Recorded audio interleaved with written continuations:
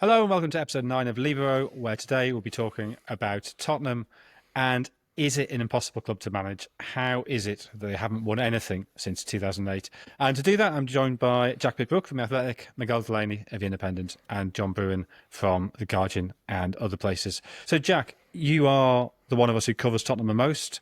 What's going on? Why does it always go wrong for Spurs? Well, this season is going much worse than almost any of their recent seasons. You know, they've lost 17 out of 32 league games so far. That's 53%. Last time I think they lost league games at such a remarkable rate was 1934-35, when they were relegated from the First Division and didn't return to the First Division until 1950. Yeah, so this is an unusually bad time for them, football. certainly.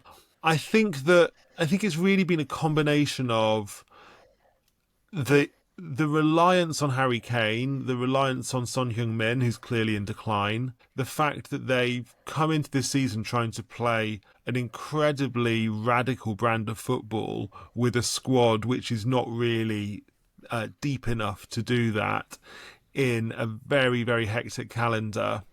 They've obviously had a bit of bad luck as well, but I feel like they probably tried to be over-ambitious, and it's all just collapsed around them. It's been the most disastrous, and it's ended up being the most disastrous Tottenham League campaign in the living memory of most Spurs fans. I think if you're making a case in defence of Postecoglou, what you'd say is Spurs had a load of injuries in a similar position. You had a load of defensive injuries at the same time.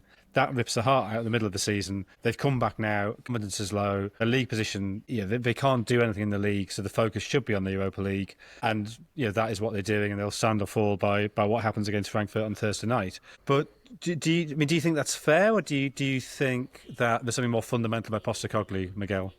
I think elements of that are fair, and they were better against Frankfurt, I have to say, especially in the second half. But look, we don't have enough evidence without caveats to, I think, fully say it. But there's the obvious question of, like, for all people go on about kind of, a Premier League centred view or, being arrogant about other leagues and all this sort of stuff. Ultimately, football is a meritocracy. And to go from the SPL and Celtic to one of the clubs, well, what is kind of the best paying league in the world, bar the Saudi Pro League, and thereby the kind of, suppose you'd say, the league with the most concentration of quality, and one of its recent Champions League clubs, that is a big leap. And there's this unanswered question over whether Postecoglou is A, ready for that leap, or B, was actually good enough a coach in the first place. And I think that's very difficult to answer right now. Even last season, if you look at Postecoglou's time as well, it's basically the first 10 games that created this incredible airy mood of optimism. Angels being played at the stadium, all of this. And since then, it's just been, the line goes down, basically.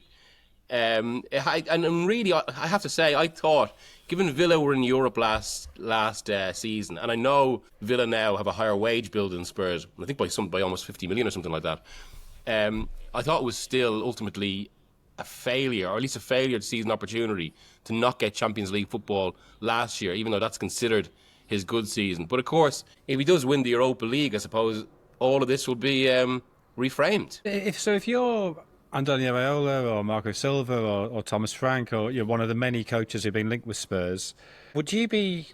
I mean, John, you've seen a huge amount of Bournemouth. Iraola probably, because of his age, maybe, is possibly seen as the most promising of those managers. If you're Iraola, are you thinking, I wouldn't mind the Tottenham job, or are you thinking, let's stay at Bournemouth and see how far we can get this club? I think the belief at Bournemouth is that Iraola is a guy that sees out his contracts. He did it Vallecano when Leeds came calling 2-3 years ago, and also he's a guy who's picked his clubs or picked his career quite carefully. I mean, going into Leeds in that situation was a bit of a hospital pass, if you remember, like the post-Jesse Marsh era. And so I can't see Iraola going there because he likes to have some control over the transfers, some interaction with the sporting director. The issue we go to, I suppose, is the ownership, the chairmanship, essentially, Daniel Levy, and the difficulty of trying to achieve what are his aims on his budget. Now, you might say that a coach like Iraola is capable of doing that, But the problem with Spurs is that Spurs has to almost embrace modernity when it is the club of the glory game. I was watching Teddy Sheringham on Gary Neville's Soccer Box the other day, and they were showing some football from Tottenham of the 90s. Now, what was Tottenham in the 90s? Not really a nothing club, really, but there was that element of glamour about them, wasn't there? They did some dual managers down, didn't it? But they were a bit. They kind of waved a bit. I mean, obviously there was Extreme of Ardiles, there was Ginola. Like there was George Graham for a bit. There was Jerry Francis' team wasn't. Jerry Francis was around for ages, but the thing is, what I'm saying is that those teams were quite dour. But they had that bit of flair, and for many fans, Ginola as well, that was sort of okay. It wasn't as great as the early 80s had been. It wasn't as great as the early 70s and late 60s had been. But it was good to watch quite a lot of the time. But the problem is that the Premier League is about success now, isn't it? It's not about just existing and playing nice football and maybe missing out on a few cups and the year ending one and all that stuff. Things have moved on. And Daniel Levy is, his ambition is to make $1 billion out of football. Well, how do you make $1 billion out of football? It's success, but it's success on this budget. And I think in the choice of Postecoglou, as Miguel has pointed to, it's probably the wrong choice. But what's the right choice? Thomas Frank, another manager who I've spent a lot of time with, I think would have been a good choice 2 or 3 years ago. He's someone that can vary his styles quite often. But Thomas Frank's a spiky character too. Him and Daniel Levy, would they get on? We don't know that, but maybe he would have been better picked than Postecoglou in the first place. So, Jack, what do you make of Levy? Levy's a target a lot of the protests and demonstrations at the ground. There seems to be a very obvious divide between what he's done for the club in terms of infrastructure, in terms of finances, and what he's done for the club in terms of putting together a squad and choosing managers and actually his win legacy things. In terms of the infrastructure of the club, the stability of the club will be huge. Like almost regardless of what happens on the pitch, I don't think you can analyse Levy without remembering that he initially acquired Alan Sugar's stake in 2000, and then 3 years after that, Roman Abramovich bought Chelsea, and then 5 years after that, the Al Nahyan family bought Manchester City, right? And so he's tried to operate a self-sustaining club in an environment where ownership has completely transformed, right? And now, like, Spurs feel a bit sort of, even though Joe Lewis was the founder of ENIC, Spurs have often felt a bit kind of underpowered in the transfer market, like compared to teams who have been able to spend so much more money than them. And that's why Spurs have always been such big supporters of PSR, for example. So, yeah, 42%. And the last that Deloitte the Football lowest Money wage League turnover report, which came out a ratio few in the months Premier ago, League, said they only spent 42% of their revenues on player salaries, which is remarkably low, and it does show what their commitment to prudence. I guess the problem is that it's very difficult to find a manager who can find a way which marries the kind of financial restraints of being Tottenham manager plus the historic expectations of the fans in terms of entertainment, which John was mentioning, and being able to be competitive in the Premier League, which are kind of three very different points which you have to bridge. And the only manager really in the Levy era who's managed to do that, with, I guess, Yol and Redknapp did to an extent, was Pochettino. And since then, you found a series of managers who have kind of struggled to marry up style plus the budget plus the expectations of the fans, plus the competitiveness in the league. I mean, the problem they had with Pochettino, the reason that went wrong was because as they moved into the stadium, their I kind of disagree with that. Diminished. I think that they had that season where they didn't sign anybody. Yeah, it's true, they didn't sign anybody, and that was really bad. Oh, okay. But I think exactly, yeah, they didn't sign anyone. This was summer 2018, wasn't it? So the season before they entered the Champions League final was over, like the cycle was finished, and the team had gone completely stale because they hadn't refreshed it. But I think the biggest strategic mistake they made at that point was not buying players, it was not selling players. Like Pochettino wanted a kind of high turnover of players, a bit like Simeone at Atletico has never been scared of selling a player to make money to reinvest. And Pochettino always wanted to move on the big names, like they sell Kyle Walker to Manchester City for 50 million quid in 2017. He wanted to keep doing that with big names all the time, and in doing that you'd make the money which would allow you to bring in more players. And I always got the impression that Levy was reluctant to do that because he didn't want Spurs to be a selling club for sort of status reasons. So again, it's very difficult to kind of strategically bridge the demand, like what the team needs in a given moment, with the strategy of the club.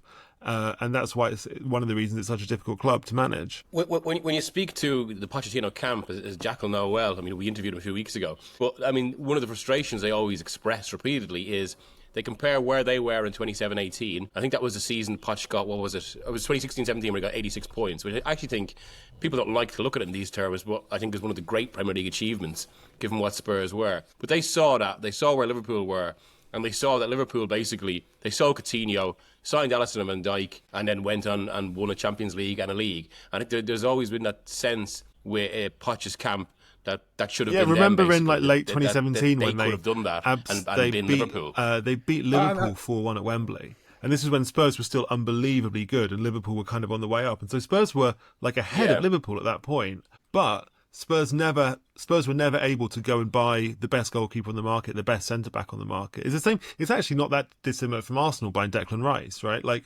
Arsenal and Spurs were level pegging for a while, but then Arsenal go and buy the best Premier League midfielder on the market for £100 million, and then all of a sudden they're operating at a different level. And Tottenham have never ever been able to kind of to shop at that end of the market, right? So it's always going to be so much harder if you can't do that. I think this point you make about them not selling because of Levy's concern about status. I'd never sort of appreciate that. I always assumed there was an issue of liquidity, that you need money to be able to buy, and you need to buy to be able to sell, because if you're selling before you've bought, then everybody knows you've got the money, it pushes the price up. So you have to sort of be making those moves before you sell the players. But the status seems to me to be a huge issue with Levy, and maybe it's an issue for Tottenham generally, that they've got a strange status anyway, and they're this glamorous club from the capital. They've only won the league twice. They're not actually a historically massive club, obviously a big club, but they're not a massive club. They're London's second biggest club, though, I would say, in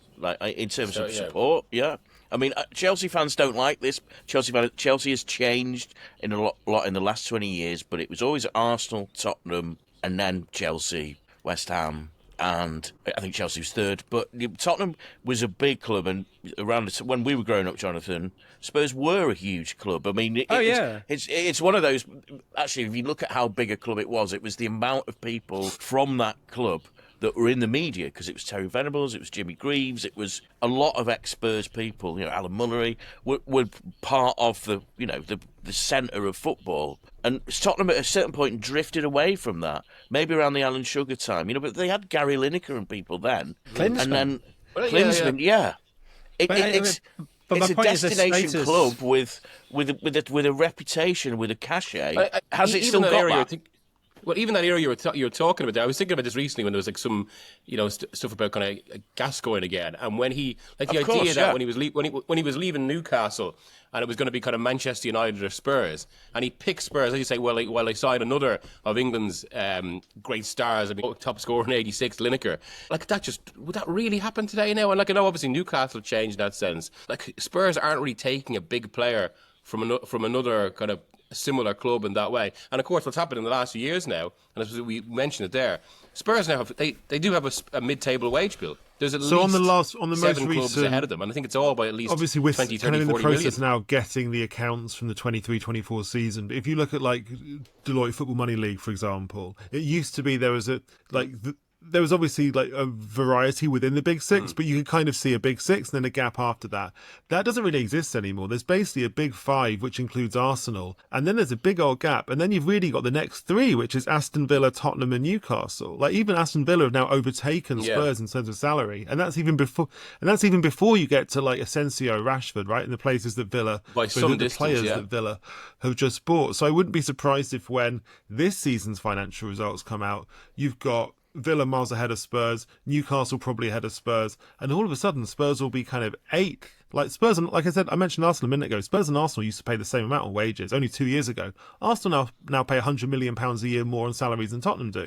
So clearly, like and what, we can analyse the failures of Postecoglou for hours, but you can't. It's difficult to judge Postecoglou's work independent of the fact that the Spurs wage bill's been slashed. There's an interesting. Go on, Migs, go on. And I'd be interested in getting your opinions on this. Particularly Jack's this one.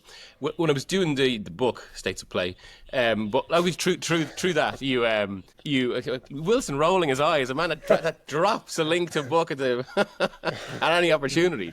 But I got to speak to a kind of lot of that sort of executive class under the ownership, and to a man, they all basically go on strident defences of Daniel Levy. They think he's a genius. One of them even told a story that for years they'd been the big six that was for a while a big four and became a big five.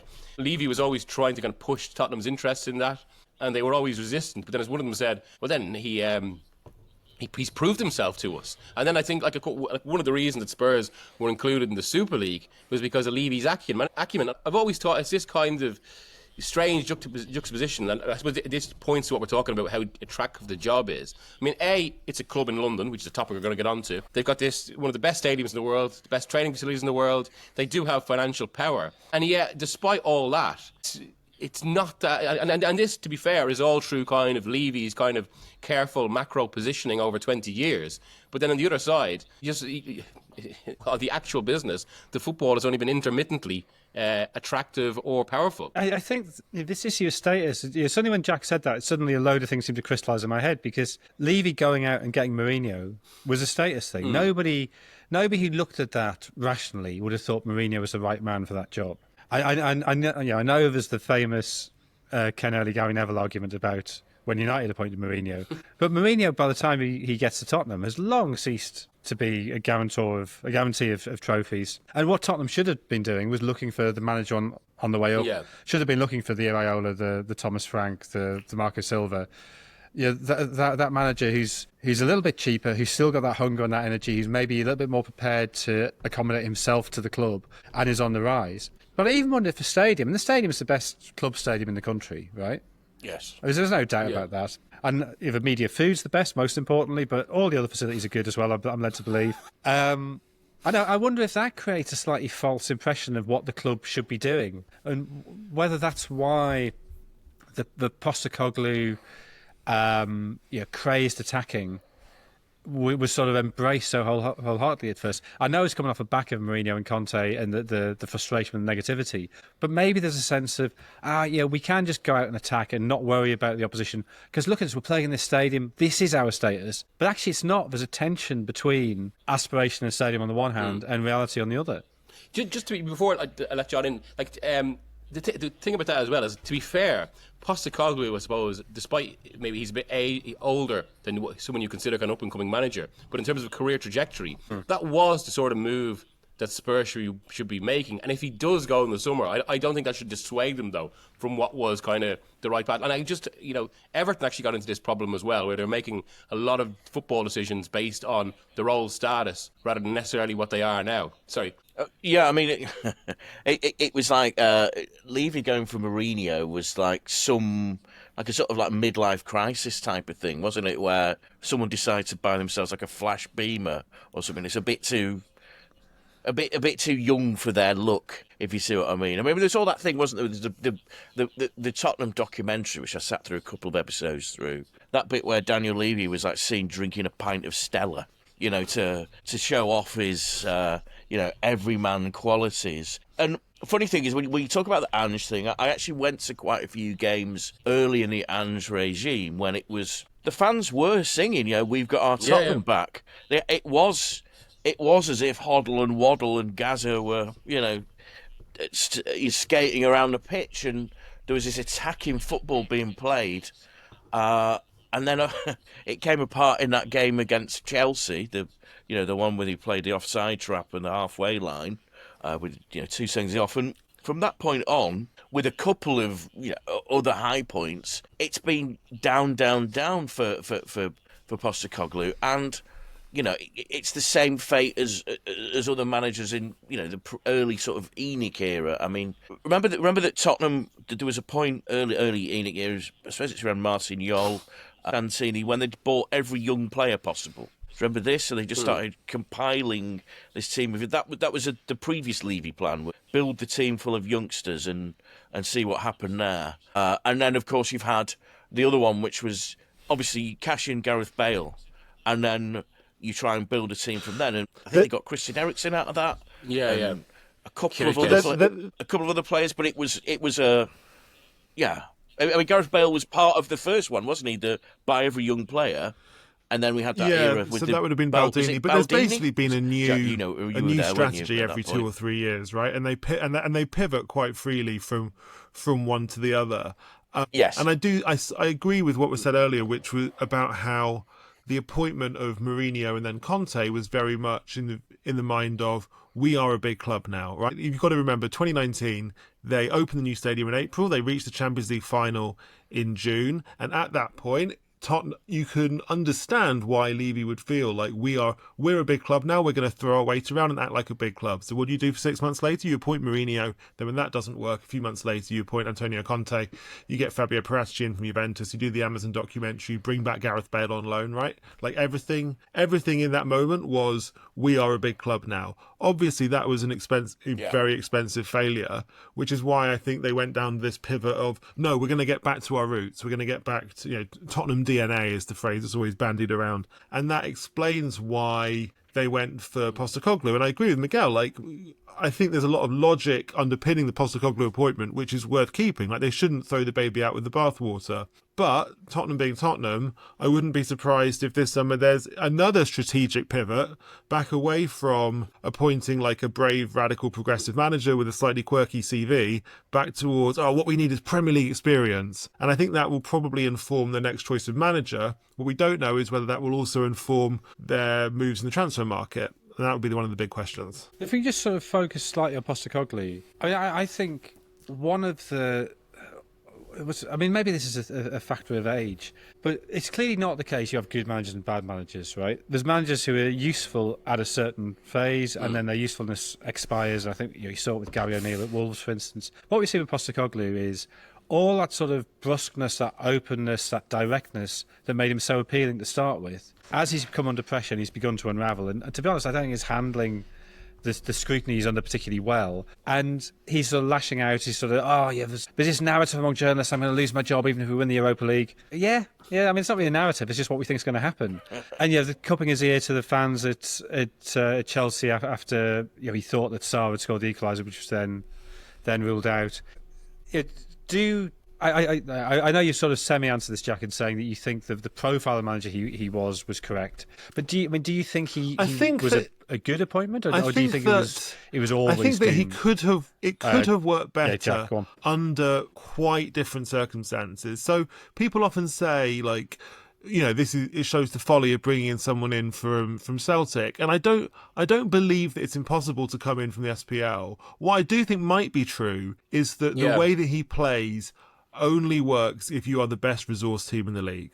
Like, if you're Celtic manager, you can afford to attack in a certain way. You can afford to deprioritise set pieces because you have the best players. Like, you can get better players than anyone else in Scotland, and that gives you leeway to take risks with how you play. Whereas in the Premier League, if you're managing a team with the 7th biggest wage bill, you don't have that leeway. So I think maybe in a world in which Tottenham had a much deeper squad, if they weren't competing in Europe, if they didn't have an injury crisis, then maybe under those circumstances, Spurs could have worked better. Like, on a good day, they have been a good team.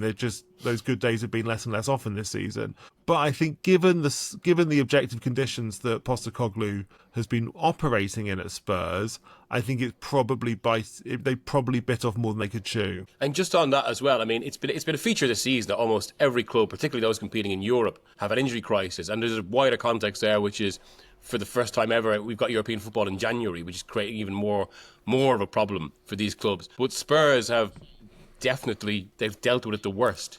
I was going to say, maybe Postecoglou might have a decent legacy in those young players. Archie Gray, Lucas Bergvall. Now, I suppose the issue there is that Spurs' transfer policy appears to be buying players that are almost too young. I mean, they're two teenagers thrown into the team like that. there is a possibility in a struggling team that they begin to struggle as well, that they can't play with a full confidence. Archie Gray is one of these sort of what's that phrase Donald Trump uses? Rare earth metal. He's like something so precious because he's this sort of football lineage, and if he was ruined by being a Spurs player, it would be a great loss to football. Playing out of position as well. He's played. Yeah, he's a midfielder who's been asked to play at centre back, well, a little bit full-back, and then mainly at centre back. Yeah, he played at full-back for Leeds last season, but yeah, he is a pure midfielder. That was what he was bred as. Now, it may well be that he turns out to be a classy centre half, but I mean, Bergvall, picked up as far as I could see, lots of bookings because he's young, he's rash. But hopefully, post Postecoglou, the managers can make use of players like that. But it does appear that Spurs, that there's a big gap in the team in terms of age groups, that they haven't fulfilled. Every team needs a balance of ages. We've seen that, haven't we? Where young teams eventually burn out old teams by the end of the season. I think the talent ID for the young players they've signed has been good. Like, you didn't have to be a genius to know Archie Gray was going to be good, but Bergvall's been fantastic. Yes. Wilson Odobert, who's had a lot of injuries, looks quite good. Kinski, the Czech keeper's probably quite good. The problem is, he said they've got the age balance wrong. Like, what they really needed in the summer to really help, to help with how difficult the season was going to be was some 23, 24-year-olds. It's no secret that Postecoglou really wanted Conor Gallagher, but he went to Atletico Madrid. They tried really hard to get Jacob Ramsey, but they couldn't do a deal with Villa, and he stayed. Pedro Neto went to Chelsea. Eberechi was too expensive. It's those kind of already proven with a few years in the Premier League type players who they really needed to add some kind of extra experience to the squad. But the problem is those players cost a lot of money, and they cost a lot of money in salaries. Well, that's where Daniel's negotiations come in, isn't it? Because if you've got a reputation for selling at a high price, as soon as you go in to sell to other clubs, well, they're going to say, right, okay, fine, let's start doing a Gareth Bale style negotiation. Remember that Gareth Bale negotiation? I mean, David Heitner, our friend, spent every day on that story for an entire summer. It was it just rolled on, and the whole thing was we all knew where Gareth Bale was eventually going to go, didn't we? So that's the problem. Sometimes you get that feeling with Levy, and he has that prickly reputation within the game, doesn't he? Max, were you going to say something? No, it's okay, actually. That point is picked up. Sorry. Okay. I cut that bit out. I think Kinski's a great sort of case in point. That he's a 21-year-old you brought in from the Czech league, and he's not given sort of here's 6 months to kind of get used to your surroundings, have a few training games with this back four. He doesn't actually have any defenders in it. It's a whole kind of hodgepodge of other positions and children. There's no sort of warming up by playing a couple of Carabao Cup games. He's just thrust straight into League and Europa League. He's been there like 4 days. He's been asked to play. So if he struggled a bit, made a couple of mistakes, which he did. I mean, he sort of seems to have very limited evidence, but we've seen he does seem to have the personality to bounce back from that. It doesn't seem to bother him. But that's no way to sort of to blood somebody to get the best out of them. But anyway, given the squad they've got, given the youth there, given the potential for development, I mean, I don't think is Tottenham actually a good job to take? They will struggle to find somebody who will want to do it. Like, the fact is, it's in London. It has a brilliant stadium. It has a training ground, which is lots of people say is one of the best training grounds in the country. It's a training ground that England use all the time whenever they're playing at Wembley. So the facilities are very good.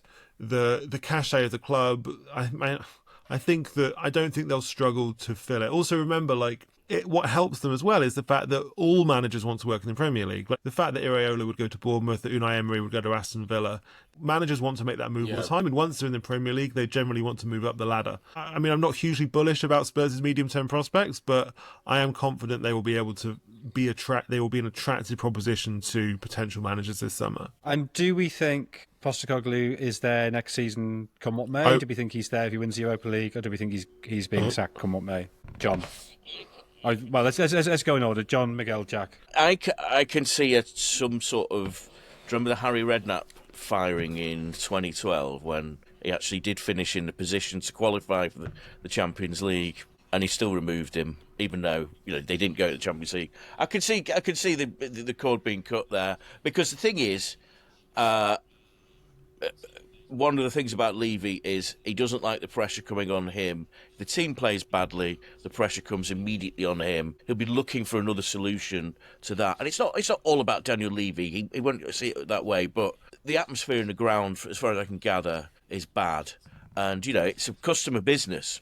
And he's got to improve what the customers get. And I would suggest that's it for Postecoglou. I think it could be a Ten Hag situation. I think now, speaking right now as is, I think he would likely go. But I don't think we can discount what the emotion around the club is going to be like if they win the Europa League. First trophies in 2008, first European trophies since the early 80s. I think it would just change everything. And I think there would be this momentum. Suddenly, a lot of what happens in the season gets forgotten. And which I think would probably be the wrong move in a kind of purely coldly strategic sense. I think there could be a Ten Hag situation just because of that. But I think if they get through against Frankfurt, they'll probably get to the final. Maybe that's a bit harsh on Bodo Glimt, but there is a gap. But then at the moment, probably 60-40. I don't think we need to worry about that hypothetical too much, because I don't think they'll win the Europa League. They're not playing well. They're not a good team. And even in European away games this season, they've been really poor, I think, every single time. And Frankfurt are better than any other team they played in the Europa League this season. So I'm not confident for Spurs on Thursday. And even if they win the whole thing and they get themselves back into the Champions League for next season, I know a lot of people do talk about this Ten Hag dynamic. But I think the Man United fans were far more sympathetic to Ten Hag at that point than Tottenham fans are to Postecoglou. Tottenham fans have really turned against the manager over the course of the last month or so. And, Levy certainly will know that.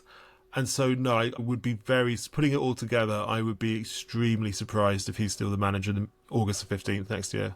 Well, I think the Ten Hag protocol also has warned people of the dangers of keeping on managers just because he won a cup. So just to finish off, let's just have a name from each of you of who you think the Tottenham manager will be start next season. John? Oh, actually, let's change that. Sorry. Just to round the first half off, I want you to imagine that you have suddenly been appointed to an incredibly lucrative role as Daniel Levy's advisor. Who are you telling him to appoint for start next season? John? Well, with regret, because I think he belongs at the club, but Thomas Frank. Makes? I mean, I think Iraola should be first choice. I don't think it will be him, and I'd actually agree with John. I think Iraola was first choice, but if I was choosing, I think I can see the case of Magic Marco Silva being very strong, because he's got an awful lot of Premier League experience with different clubs. He's done a brilliant job at Fulham.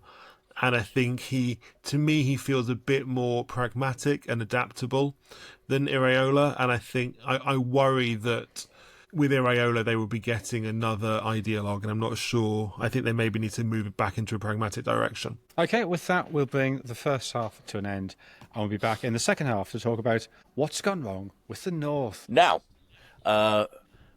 interesting email here from Matt Taylor from Manchester. Thank you, Matt, for getting in touch. And it's a topic very close to my heart as a professional northerner.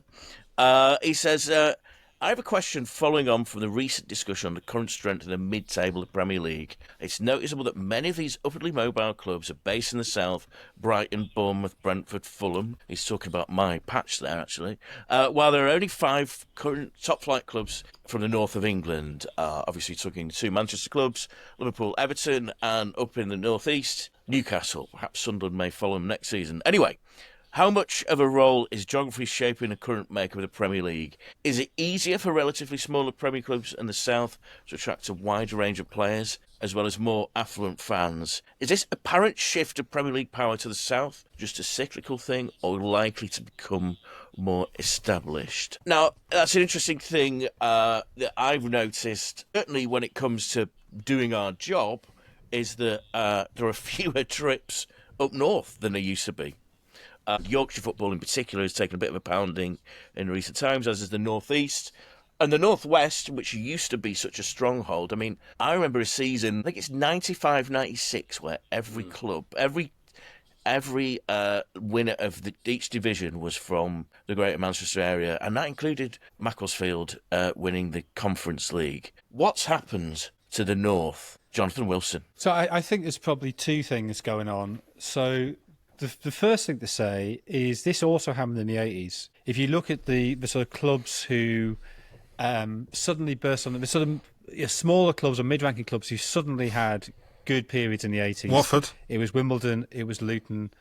It was Crystal Palace. It's Watford. It's London periphery clubs. Even Brighton getting the cup final in '83. Oxford. Oxford, yeah.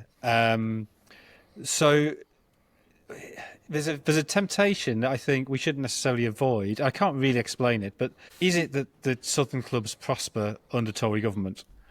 It does appear to track. Yeah, but So that's one thing. I think there's actually a much broader trend, which is that when football, in non-totalitarian states of countries of a certain size, it tends to be it's the big provincial cities that dominate to start with. So in Italy, it's not Rome, it's Turin and Milan. In Germany, it's not Berlin, it's Munich. And yeah, it's a very sort of general thesis because obviously every country has its own dynamics. Totalitarian states or smaller countries where one city dominates, as say in Hungary, Budapest dominates, or in Austria, Vienna dominates. The capital is the focus of everything. But what I think we've seen very clearly in England is from the golden age of the 1890s, and it was the Wilsonian era. Sunderland, Aston Villa were the best two teams. Sheffield Wednesday, Liverpool, Newcastle, winning titles. There has been a shift towards London. I mean, there's no London club won the league till Arsenal in 1931. So there was 40 odd years, where London clubs didn't win the league. Whereas now, London, you would be very surprised if you didn't have Arsenal, Chelsea, maybe Tottenham. Okay, this season hasn't been so great, fighting in that top 5 or 6. And then I think the point that the emailer, Matt, was he called? Matt, I think the point he makes that as the sort of fan base, the player base, the manager base has become more international, then obviously access to the rest of the world becomes a bigger thing. London has by far the best transport links in the country. And even somewhere like Brighton, Gatwick is very, very accessible. Yeah. Whereas I remember I was talking to Ulla Toivonen, who had played 20 odd games for Sunderland a few years ago. So speaking to him last year, and I was sort of, we'd done the interview. I was chatting to him about his time at Sunderland. He went, oh, yeah, it was him and Seb Larsson, and there was a couple of Scandinavian players who played for Newcastle, all lived basically on the same street near Newcastle Airport because it's easy access to the airport. Now, Newcastle Airport's tiny. London airports are much bigger, so it's an easier sell. Yeah. Well, I mean, on that as well, actually, I don't think the point about Tory governments is a complete stretch. I mean, you've made the point before, Jonathan, that you can, I was going to call you Wilson there, as we do, that... You can. It's fine. Yeah, Wilson. Well, maybe. Better than Mig. But you've made the point before that football history can now be divided, certainly in England, into 3 areas, starting with the player, the manager, and now the owner. And in the ownership world, obviously, that guides so much. The political economy of football is so important. We've spoken about how the Premier League basically just adopted this Berlusconi neoliberal model. That is obviously going to go hand in hand with centralisation and other forces where we're seeing kind of like the rise of kind of super alpha cities and kind of sucking up resources from everywhere else. And by the same token, a strand of owner is attracted to what London is. It's a truly international city in that sense. As you've already mentioned, the links, more disposable income.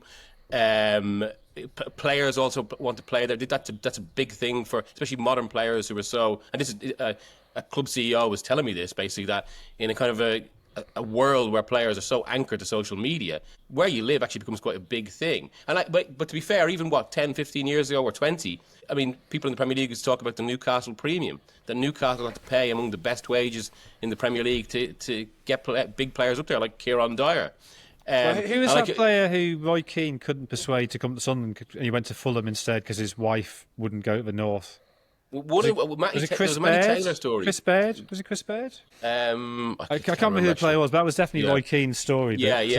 His wife wanted to go shopping. And do we think that in the Bridges shopping centre in the era wasn't where, up to her standards. as you said, but who the owner is obviously determines so much. Go on, Jack. Simply being in London gives you access to a much higher calibre of interested owner, right? Blackburn obviously had a huge competitive advantage in the sense they won the Premier League in all of our lifetimes. But they get bought by Venky's, and Venky's are still there, 14, 15 years on. The club is absolutely going nowhere. And all the benefits from like having once been good are completely irrelevant now.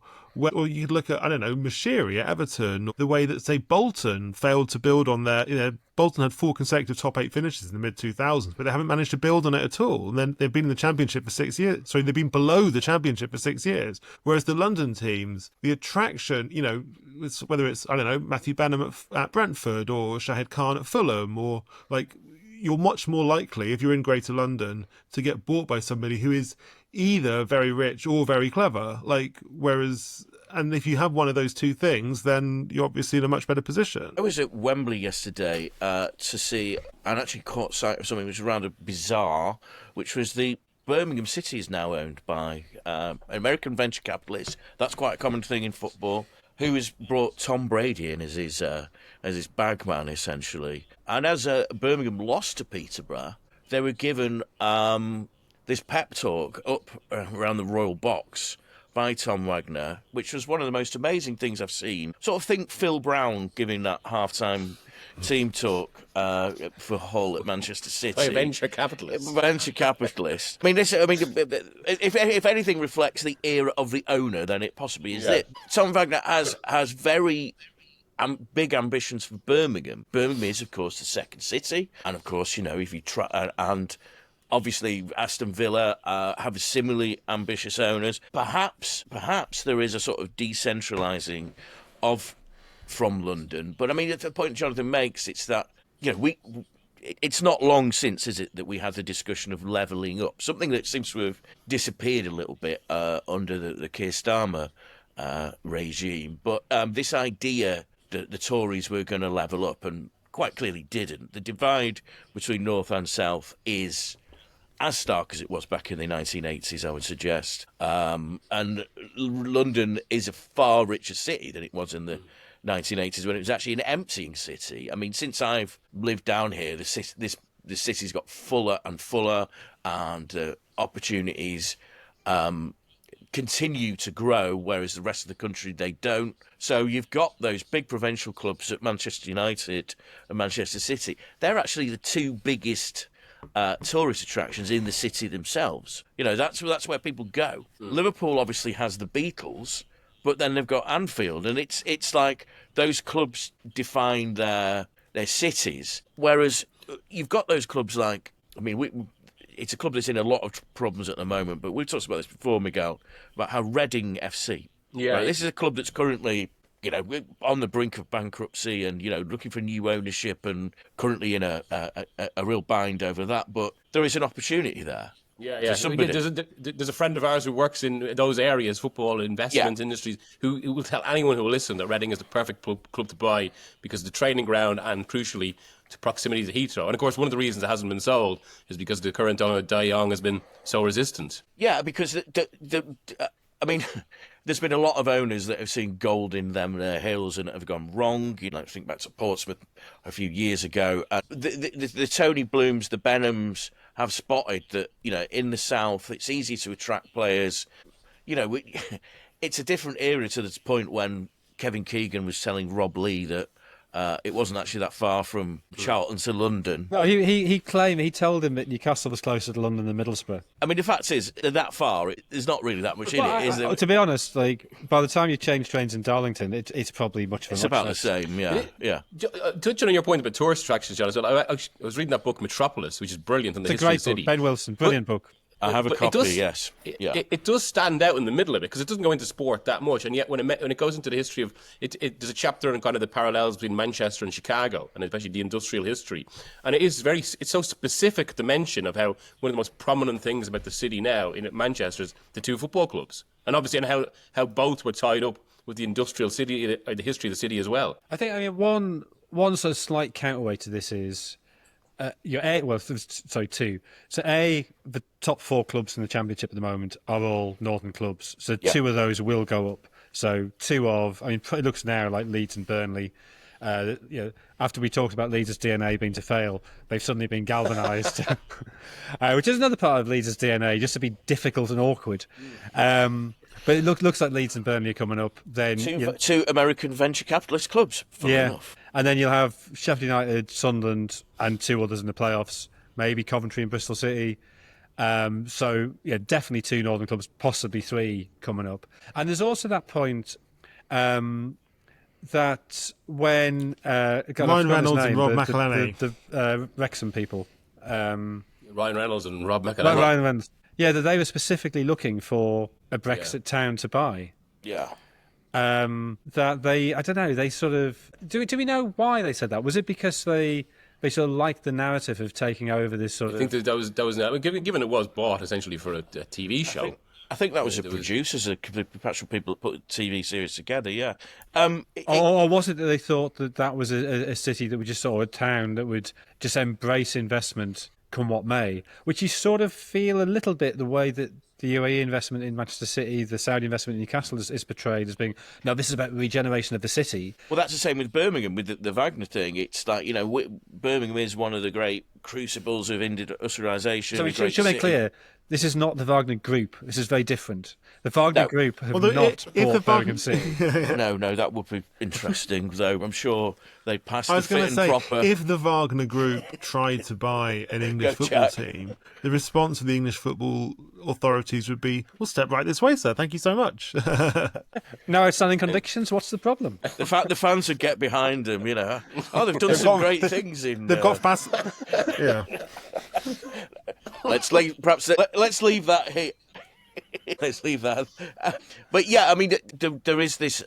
So what I mean, the London owners that we've got now. Okay, we've got the Todd Bowley thing, which to me, the Todd Bowley, the Blue Co, as we must call them, or they've called several different names. Is that something that's coming off its axis? Of what I was going to say is that the grand plans, because Martin Ziegler was reporting over the weekend that the overall companies, including Strasbourg, they've lost $1 billion over 2 years of counting, and it's like, well, is that sustainable? Has someone taken a gamble on London that is too great and it is going to be too difficult to pull back? Well, on the specific point of Chelsea, their problem is a stadium's not a modern stadium, and it's very hard to expand. So we've seen Arsenal and Tottenham actually be pretty efficient in getting their stadiums up and running, but there's been pain there. There's been cost there in terms of, as you said in the first part, that while well, you listened to the first part, but maybe it was a status thing, but equally the money wasn't as available as it had been previously.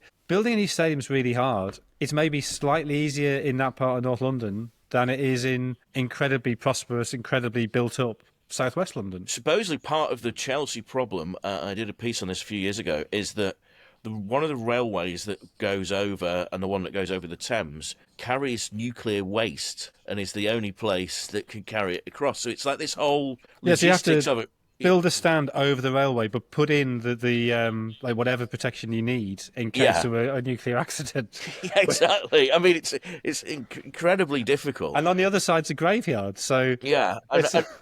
And there's this been idea that they might move to Wills Court, which was, the Olympia is now the big one, isn't it? That's the talk. Well, Olympia would be a shame. Wills Court was a pretty terrible gig venue. I went to see Iron Maiden there once. It was rubbish. But it was a big barn of a place. But one of the issues there is that I think the owners of that estate want it to not just be football, that they want it to be to be multi-purpose. And well, you need hotels so you can sell them to yourself to get your PSR back. Yeah, yes, exactly. But Chelsea, that is a club that is at a crossroads, you'd have to say, and there is also the suggestion that the twinned ownerships don't always see eye to eye. That's out there. But they took a huge gamble on London, didn't they? But I think, sorry, John, but if another example in a similar area of a club that really struggles because of where its stadium is QPR. Yes. They were one of those teams we were talking about in the 80s who sort of overperformed, but now they're totally hamstrung by the fact their stadium is tiny and it's impossible to expand it, and there's nowhere anywhere near to buy land to build a new one. We were actually struck as well. So we went to, a few of us went to, three of us on this podcast, went to a comedy thing in around the area. I wasn't invited. I might have gone. You didn't ask. In January. It was Screener, actually, friends of the podcast.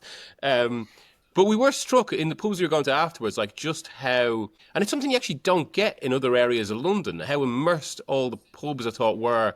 They're very QPR, identifiable QPR, and that sense as well that pretty much all of its fan base still lives in the immediate area, and that is like, which is quite distinctive, I thought. Yeah, I mean, there's a couple of clubs in London that I always think, because everyone else is so uppity mobile, Leighton or QPR, they're the two, aren't they? I mean, there's probably Millwall, I suppose, as well, to be fair. I was going to say that is such a rare thing, right? Yeah. So, Jack, the localness of the fans. It's so, and it kind of runs counter certainly to the bigger teams. You know, I mean, you get Arsenal fans everywhere, like in London. They're not but it's like Southeast London is Arsenal. Southeast London. Arsenal. I mean, and not just because they're from Woolwich, but like Southeast London has always had a huge Arsenal contingent.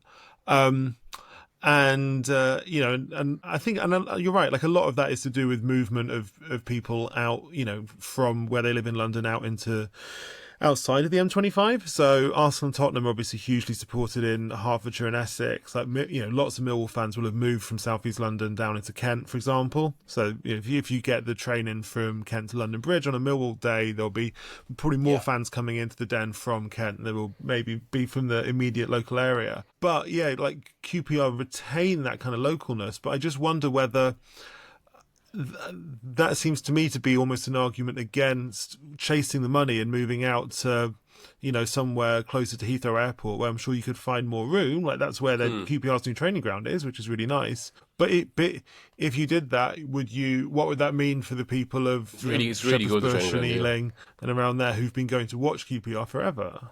Which comes back to this issue of what is a football club? Is it, you know, a vehicle to make money for the owners, which most of the modern owners believe it to be, or is it something representative of its community? So just very quickly, the obvious counterexample to QPR of a club, again, not that far away, whose rise has incorporated a complete regeneration of their stadium, is Brentford, whose new stadium is perfect for them. It's very easily accessible. It's exactly what they needed, and they've got it built. And that's one of the reasons why they're doing as well as they are. I mean, just on, I mean, we're talking here as well about kind of like 3-4 year trends, potentially kind of, you know, four northern clubs being in contention to come up this season, when a lot of these ownerships, because that is really what we're talking about, I suppose, especially kind of private equity funds, also funds linked to states, they're seeing this in kind of 30 to 50 years time cycles. And I think the point about community is crucial because, I mean, the theory, and there's growing evidence to back it up, is a lot of these owners, but they essentially just want to use the immense political and social and financial cachet of the Premier League and everything around the Premier League to essentially launch what could be in the future these brands that just, okay, yes, they're still maybe primarily anchored in their original base, but they're essentially international vehicles. And it's football as a vehicle for something much more. I know Jack has obviously written about how with Tottenham, they don't want to use the name Tottenham anymore. Like, Tottenham, so for listeners who might not know, like Tottenham have asked broadcasters to call them Tottenham Hotspur or Spurs, but not Tottenham. Like Spurs, and you know, I assume the thinking is that Spurs is like a catchier global brand name and easier to sell around the world than Tottenham, which is just, you know, a bit of suburban northeast London. But I think and like, God forbid you want to represent I suppose if your you were local to be area. sympathetic to the club, this is where we are, though. Yeah. You wouldn't call Forest Nottingham. You wouldn't call. So there are like a few few clubs where you would use the original descriptor first, but Tottenham are not one of them. Like people just call Tottenham. Shamrock. Exactly. You wouldn't say, I'm going to Aston, I'm going to watch Aston. Tottenham Hotspur are a club that, like, Tottenham has been a common shorthand for Tottenham Hotspur for a long time. But I think, like, there's a broader issue here, which is much bigger even than Tottenham Hotspur, which is to what do the people who own football clubs, do they see the local community which the club grew out of, like in many cases 120, 130 years ago, as dispensable or integral? And I think, sadly, the evidence is lots of them think that these communities are sort of replaceable. Exactly. We're back to the season ticket issue, aren't we? Basically, like a lot of ownerships, and we're seeing it now in the kind of construction of new premium seats in a lot of the kind of stands, and also the move from a lot of clubs to want to build new stadiums. so they can put in more of these tickets they can sell off for one-off games. A tourist fan comes and spends a lot more money around the club, because season ticket holders, who will invariably be more of the local community, or at least have connections to the local community, they're just going to go to the game, watch the game, and go through their own routine. They're not necessarily going to spend a fortune around the club shop and all that sort of thing. Yeah, I think the thing with Tottenham is, I was chatting to someone yesterday about this, like, that you arrive at this stadium, which we agree is probably the best in the Premier League, and Jonathan enjoys the dinners down there. But it is like a spaceship landed in Tottenham, and I think it's a fair criticism. I'm not sure it's one that the club appreciate, but it's a criticism that it's done very little to regenerate what is Tottenham, and then to disassociate yourself from Tottenham. That's a slightly that's a disturbing thing for me, because it's like I mean, I remember we had the thing where when West Ham relaunched when they went to the London Stadium, which, if we're talking best stadiums, I'm sorry, we're looking worse stadiums, and it's just not it's not built for football. We know this.